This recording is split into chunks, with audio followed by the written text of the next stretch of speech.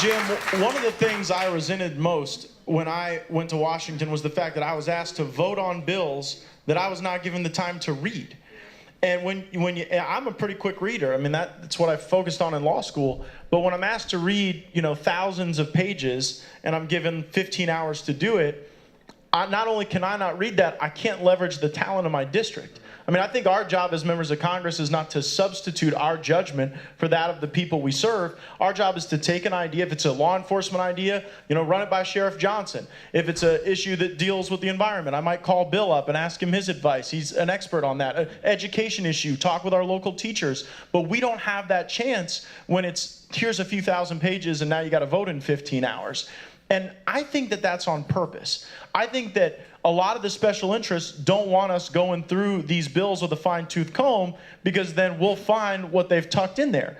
And the reason I resent it so much is that there's good in there too. And so guys like us always end up having to vote against the good that we believe in because we're against a process that sells out the American people. And so if you're Speaker of the House, share with my constituents how the process will change so that we could get better outcomes for the country.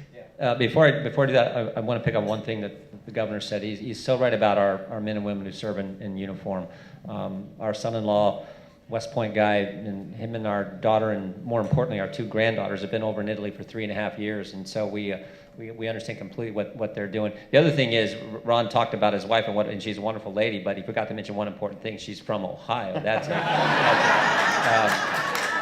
To Matt's point, he is so right. The fact that we got you remember this crazy omnibus bill that was passed back in, and it was all kinds of good things in there for our troops. The one place we're supposed to spend your tax dollars, priority number one of paramount importance, is our defense of the country and our troops and our military. Their pay, the weapon systems we need to safeguard this country, and that was in this bill. But then there was all the other garbage. And as Matt pointed out, we had 15 hours to read a 2,232-page bill that spent $1.3 trillion and 1 hour to debate it on the floor. We all took amendments. Conservatives took amendments to the Rules Committee, changes we wanted to implement because we were just handed this thing. And those amendments were good amendments, but the Rules Committee said we can't make them in order. You're not going to be able to even offer them on the floor of the House, because if you did, they would pass. And I'm like, wait a minute, that's sort of the goal, isn't it? And they said, yeah, but they might pass the House, they wouldn't pass the Senate, which sort of gets to this crazy 60-vote filibuster baloney they have in the Senate, which is, again, not part of the Constitution. So we have to, I keep coming back to it, we got to do what we said, and we were poised to break this pattern.